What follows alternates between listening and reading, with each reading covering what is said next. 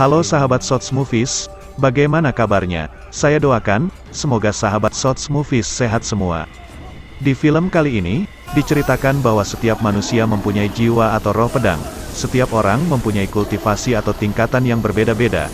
Dan konon, jika seseorang bisa mencapai puncak kultivasi tertinggi, seseorang itu bisa menjadi dewa dan tinggal di istana para dewa. Akan tetapi, ada sebuah rintangan dan ujian antara hidup dan mati yang harus ditempuh untuk menjadi dewa. Dikisahkan dahulu kala, pernah ada seorang pendekar bernama Jian Sheng, yang bisa melewati semua rintangan dan ujian mencapai istana dewa. Film pun dimulai.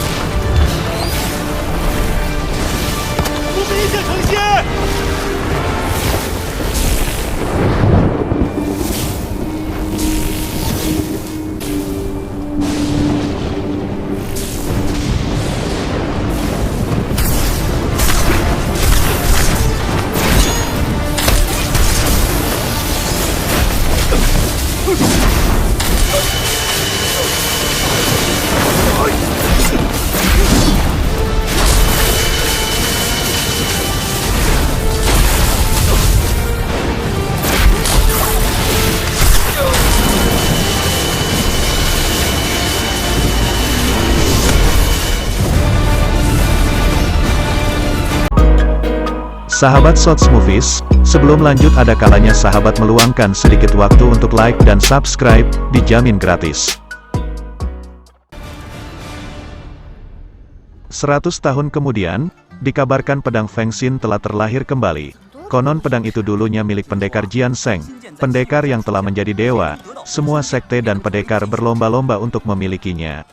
Dikarenakan siapapun yang memiliki pedang Feng Xin akan bisa membuat kultivasi ke tingkat 6 dan mempermudah jalan menjadi dewa. Suatu malam, ada seorang penyusup di perguruan Feng Qixin. Akan tetapi penyusup itu dipergoki oleh salah seorang murid.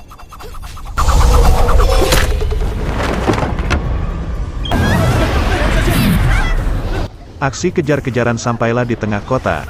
Ternyata penyusup itu adalah seorang wanita, yang diketahui dia adalah ketua Yan dari Nansan.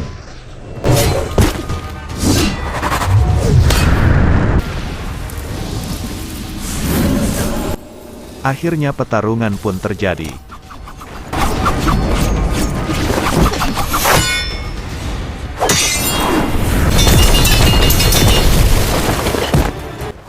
Keduanya beradu ilmu, dan saling terpental. Ketua Yan terluka cukup parah dan akhirnya melarikan diri.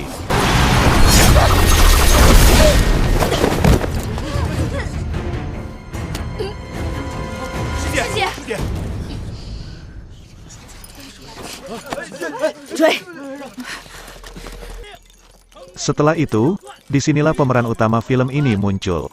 Dia bernama Tai Jian, seorang pemuda lugu dari pertambangan batu. Tai Jian bersama tunangan Qiyo ke kota untuk membeli keperluan desa tambang.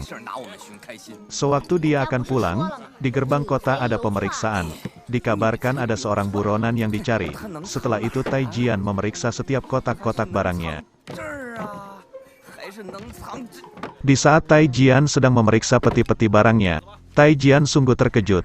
Ternyata di dalam salah satu peti itu ada seorang wanita, yang ternyata wanita itu adalah ketua Yan yang menjadi buronan. Dan sekarang giliran Tai Jian diperiksa oleh penjaga.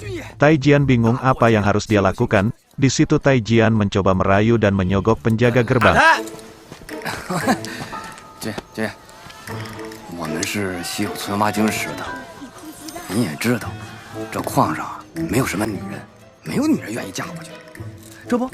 Alhasil usaha Tai Jian berhasil, dan akhirnya Tai Jian bisa keluar kota.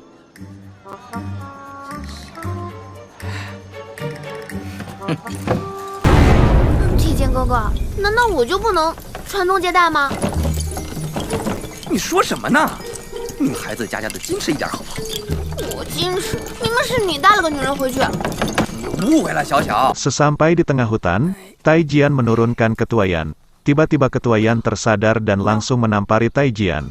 Karena telah berani mengganti baju ketua Yan saat pingsan, Xiao pun tidak terima atas perbuatan ketua Yan. Tai Jian mencoba memberi penjelasan karena kesalahpahaman. Setelah itu Ketua Yan pun pergi. 我给你换衣服，真的，你这个人有完吗？别走，还不听说话就打人，站住！好心没好报。多谢。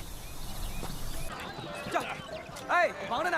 哎，回来了。 Singkat cerita, Tai Jian dan Xiaoxiao telah sampai di desa tambang.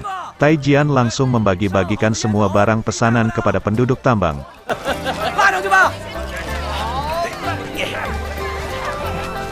你小子真行啊，还真让你给买上了。必须的。 Tai Jian adalah anak yatim piatu, dan dia tinggal bersama seorang guru. Gurunya sangat menyayanginya, dan sang guru sudah menganggap Tai Jian seperti cucunya. 你解释，我是听你解释。但是城门关了，我有什么办法？我也不能硬闯，师傅。李家陈酿啊，还算你小子有良心。师傅，给我做什么好吃的了？干脆你吃不吃？你吃我就吃啊。哎呀，结果饭马上就。 Tidak berselang lama Tai Jian pulang. Ada penduduk desa mencari Tai Jian. Orang itu memberitahu bahwa ada beberapa berandalan yang datang mengacau, dan Xiaoxiao sedang di sana. 废话。 Xiaoxiao sedang mencoba menyelamatkan penduduk. Tai Jian pun bergegas langsung ke sana.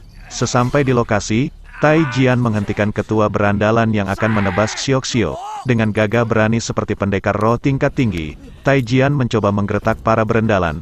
Perlu diketahui Tai Jian adalah pemuda yang tidak mempunyai roh pedang. Bisa dipastikan bahwa dia tidak punya ilmu bela diri. Dengan bermodalkan gertakan, Tai Jian mencoba mengelabui para berandalan. Akan tetapi ketua berandalan itu langsung menghajar Tai Jian tanpa ampun.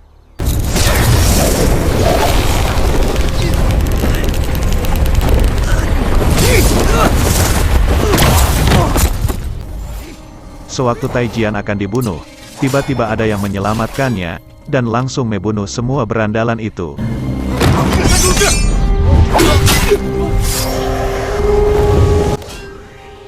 Tanpa diduga ternyata penyelamat itu adalah Ketua Yan dari Nanshan. Ketua Yan pun berkata hutang budinya terhadap Tai Jian sekarang udah impas. Ketua Yan pun bergegas pergi.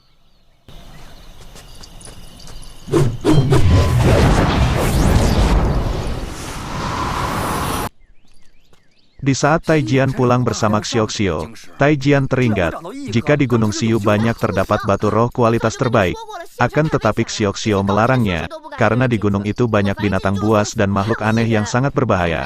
Akan tetapi Tai Jian tidak mendengarkan Xiaoxiao. Dia pun langsung beranjak pergi.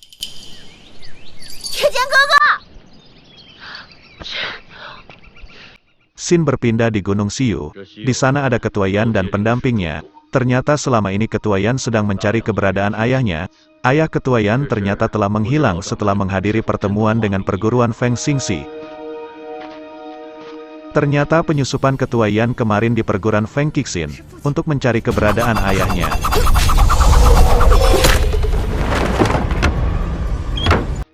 Di saat berada di Gunung Xiu, Ketua Yan menemukan ikat kepala ayahnya, dan Ketua Yan yakin kalau ayahanda masih hidup.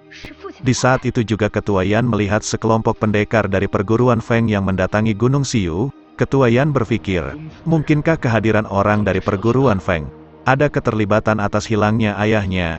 Oleh karena itu Ketua Yan berinisiatif mengikutinya.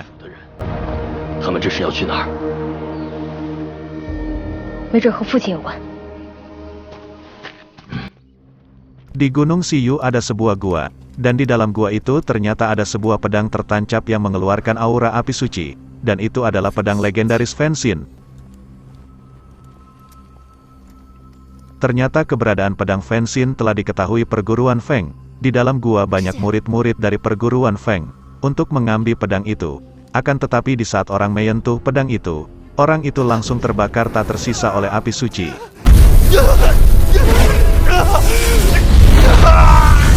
Di saat itu juga ada Ketua Yan yang mengikuti sampai ke gua.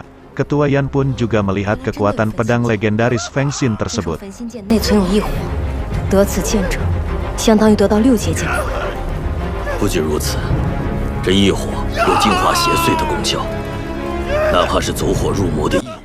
Oke, sampai di sini dulu sahabat Shots Movies. alur film The Legend of Immortal Sword Cultivation season pertama, dan nantikan season kedua. Saya ucapkan terima kasih banyak telah menyaksikan dari awal sampai akhir film ini. Jangan lupa like, komen, dan subscribe agar channel ini lebih baik.